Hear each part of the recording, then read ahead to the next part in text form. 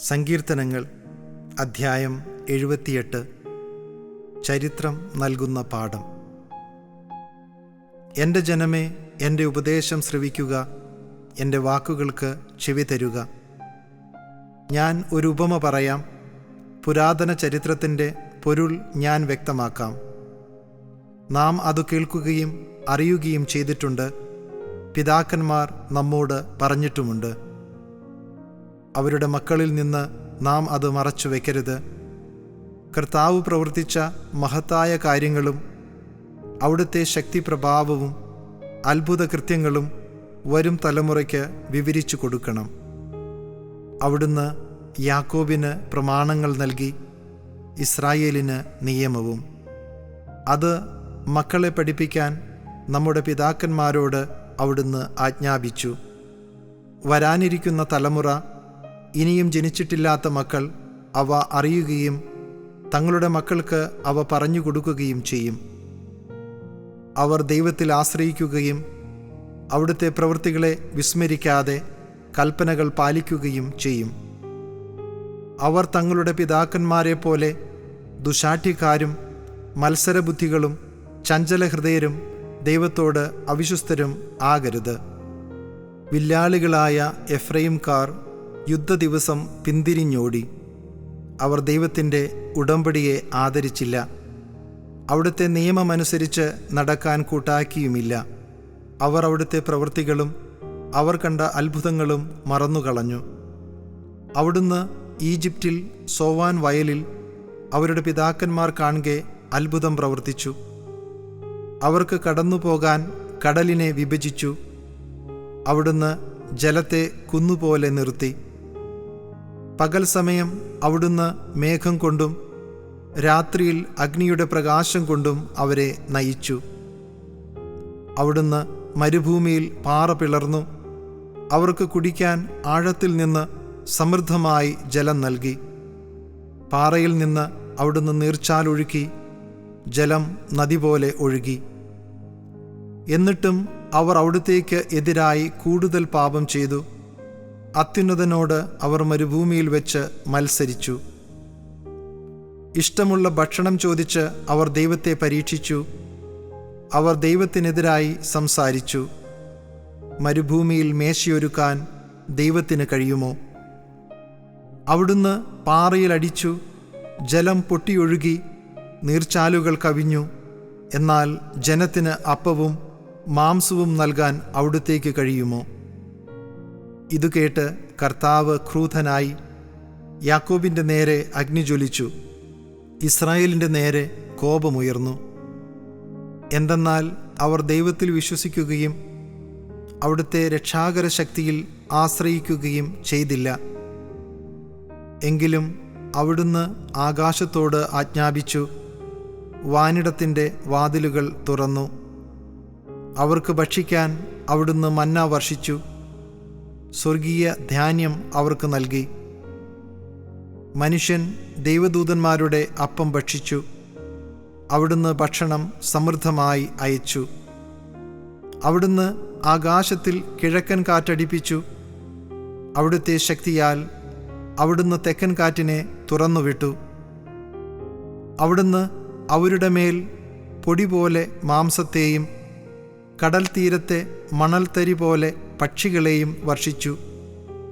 അവിടുന്ന് അവരുടെ പാളയങ്ങളുടെ നടുവിലും പാർപ്പിടങ്ങൾക്ക് ചുറ്റും അവയെ പൊഴിച്ചു. അവർ ഭക്ഷിച്ചു സംതൃപ്തരായി. അവർ കൊതിച്ചത് അവിടുന്ന് അവർക്ക് നൽകി. എന്നാൽ അവരുടെ കൊതിക്ക് മതി വരും മുൻപ് തന്നെ, ഭക്ഷണം വായിലിരിക്കുമ്പോൾ തന്നെ, ദൈവത്തിൻ്റെ കോപം അവർക്കെതിരെ ഉയർന്നു. അവിടുന്ന് അവരിൽ ഏറ്റവും ശക്തരായവരെ വധിച്ചു. ഇസ്രായേലിലെ യോദ്ധാക്കളെ സംഹരിച്ചു. എന്നിട്ടും അവർ വീണ്ടും പാപം ചെയ്തു. അവിടുന്ന് ചെയ്ത അത്ഭുതങ്ങൾ കണ്ടിട്ടും അവർ വിശ്വസിച്ചില്ല. അതിനാൽ അവിടുന്ന് അവരുടെ നാളുകളെ ഒരു നിശ്വാസം പോലെ അവസാനിപ്പിച്ചു. അവരുടെ സംവത്സരങ്ങൾ ഭീതിയിൽ ആണ്ടുപോയി. അവിടുന്ന് അവരെ വധിച്ചപ്പോൾ അവർ അവിടുത്തെ തേടി.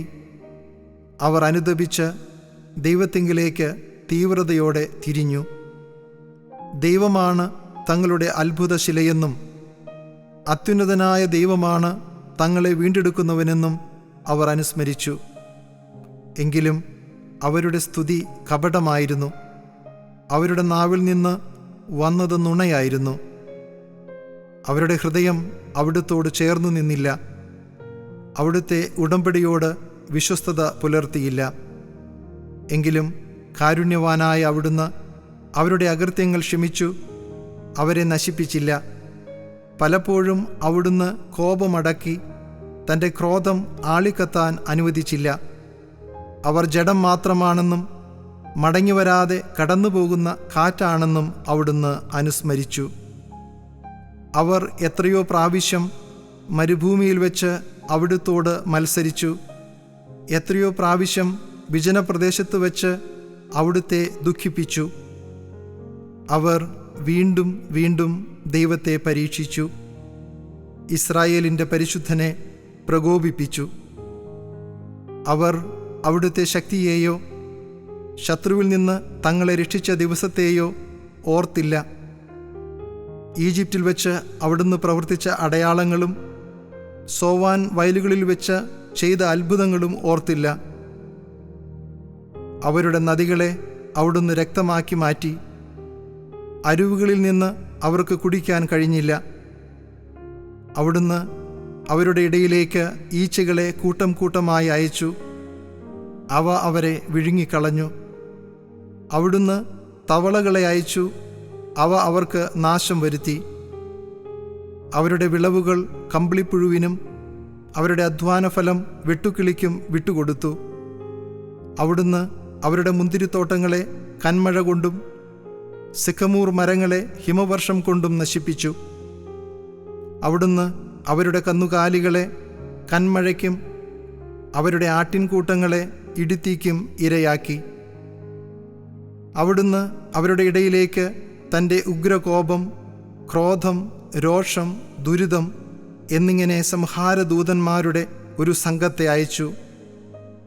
അവിടുന്ന് തൻ്റെ കോപത്തെ അഴിച്ചുവിട്ടു. അവിടുന്ന് അവരെ മരണത്തിൽ നിന്ന് ഒഴിവാക്കിയില്ല.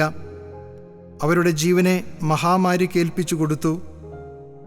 ഈജിപ്തിലെ കടിഞ്ഞൂലുകളെ, ഹാമിൻ്റെ കൂടാരത്തിലെ പൗരുഷത്തിൻ്റെ പ്രഥമ ഫലങ്ങളെ അവിടുന്ന് സംഹരിച്ചു.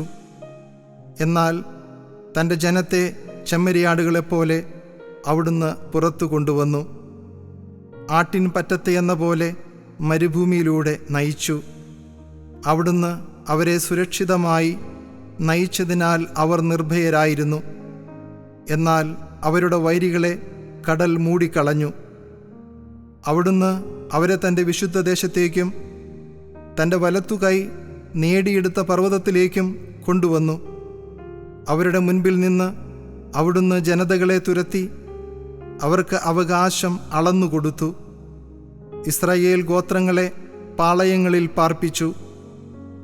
എന്നിട്ടും അവർ അത്യുന്നതനായ ദൈവത്തെ പരീക്ഷിക്കുകയും അവിടുത്തോട് മത്സരിക്കുകയും ചെയ്തു. അവർ അവിടുത്തെ കൽപ്പനകൾ അനുസരിച്ചില്ല. തങ്ങളുടെ പിതാക്കന്മാരെ പോലെ അവർ ദൈവത്തിൽ നിന്ന് അകന്ന് അവിശ്വസ്തമായി പെരുമാറി.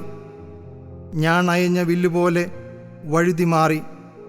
അവർ തങ്ങളുടെ പൂജാഗിരികളാൽ അവിടുത്തെ പ്രകോപിപ്പിച്ചു. തങ്ങളുടെ വിഗ്രഹങ്ങളാൽ അവിടുത്തെ അസൂയാലുവാക്കി. ദൈവം ഇതു കേട്ട് ക്രുദ്ധനായി. അവിടുന്ന് ഇസ്രായേലിനെ പരിപൂർണമായി പരിത്യജിച്ചു.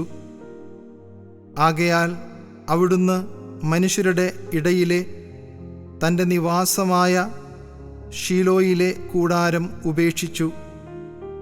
അവിടുന്ന് തൻ്റെ ശക്തിയെ അടിമത്തത്തിനും മഹത്വത്തെ ശത്രുവിൻ്റെ കരത്തിനും ഏൽപ്പിച്ചു കൊടുത്തു.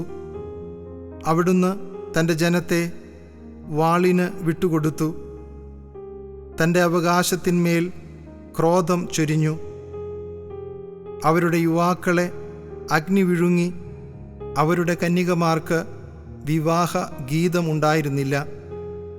അവരുടെ പുരോഹിതന്മാർ വാളിനിരയായി. അവരുടെ വിധവകൾ വിലാപം ആചരിച്ചില്ല. വീഞ്ഞു കുടിച്ച് അലറുന്ന മല്ലനെ പോലെ, ഉറക്കത്തിൽ നിന്ന് എന്ന പോലെ കർത്താവ് എഴുന്നേറ്റു. അവിടുന്ന് തൻ്റെ ശത്രുക്കളെ തുരത്തി അവർക്ക് ശാശ്വതമായ അവമതി വരുത്തി. അവിടുന്ന് ജോസഫിൻ്റെ കൂടാരം ഉപേക്ഷിച്ചു, എഫ്രൈമിൻ്റെ ഗോത്രത്തെ തിരഞ്ഞെടുത്തില്ല. എന്നാൽ അവിടുന്ന് യൂദാഗോത്രത്തെയും താൻ സ്നേഹിക്കുന്ന സിയോൻ മലയെയും തിരഞ്ഞെടുത്തു. ഉന്നതമായ ആകാശത്തെപ്പോലെയും എന്നേക്കുമായി സ്ഥാപിച്ചിരിക്കുന്ന ഭൂമിയെപ്പോലെയും അവിടുന്ന് തൻ്റെ ആലയം നിർമ്മിച്ചു.